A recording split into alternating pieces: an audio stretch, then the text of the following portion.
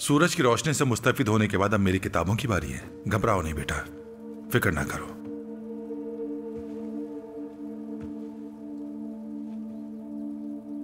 मेरी किताबों ने हमेशा उनसे मशवरा करने वालों की रहनुमाई की, लेकिन पहले आपको इन्हें पढ़ना और जानना होगा। मैं पढ़ना जानती हूँ। मेरी माँ ने मुझे मरने से पहले पढ़ना सिखाया था। यह अच्छा है कि आप पढ़ना जानती हैं, लेकिन ये काफी नहीं है। हर हर्फ अपनी शक्ल से मुख्तलिफ माने रखता है और हर लफ्ज की आवाज उसकी असल आवाज से मुख्तलिफ होती है। अगर आप पढ़ना जानती हैं तो आप कोई भी किताब लेकर पढ़ सकती हैं। मुझे नहीं चाहिए। क्यों? मैं ज्यादा जिंदा नहीं रहूंगी। क्या आपने इस दुनिया में आना खुद तय किया था जो जाने का इल्म रखती हो? नहीं हुजूर।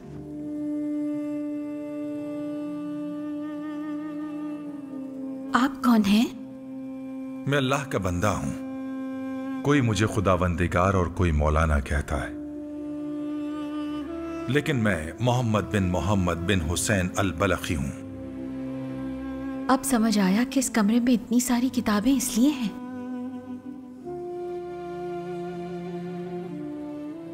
रुको जरा।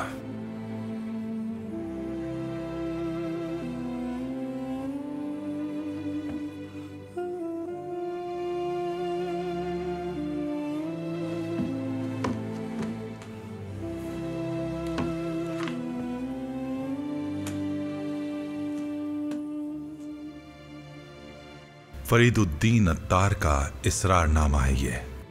अगर चांद चेहरे पर नहीं छलकता और सूरज खिड़की से नहीं झांकता तो इसमें चांद और सूरज को कोई कसूर नहीं।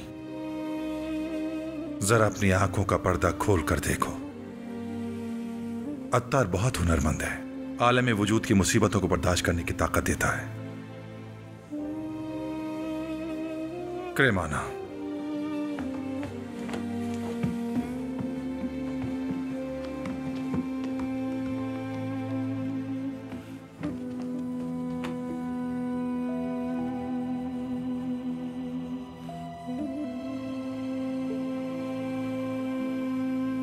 सोचा था आप खिलवत से कभी बाहर नहीं निकलेंगे।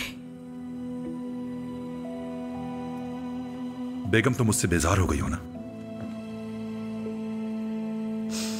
जिस दिन से मैं इस घर में आई हूं मैं किसी से बेजार नहीं हुई, और आपसे कभी नहीं। लेकिन कभी कभी मैं अपने आप को बेयारो मददगार महसूस करती हूं। क्यों?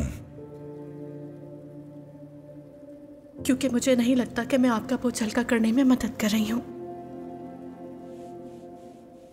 वो बोझ मेरा बोझ है बेगम, चाहकर भी नहीं दे सकता। लेकिन मेरे कांधे का बोझ अगर हल्का ना भी हो, मगर जब भी आपको देखता हूं मेरा बोझ कम हो जाता है।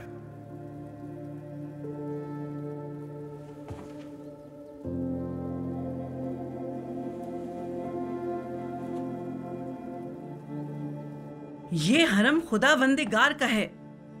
जहां दिल चाहेगा तुम्हारा तुम वहां नहीं जा सकती, और खास तौर पर हुजूर के कमरे में तो कतई नहीं। मैं नहीं जानती थी कि वो खुदावंदिगार का हरम है।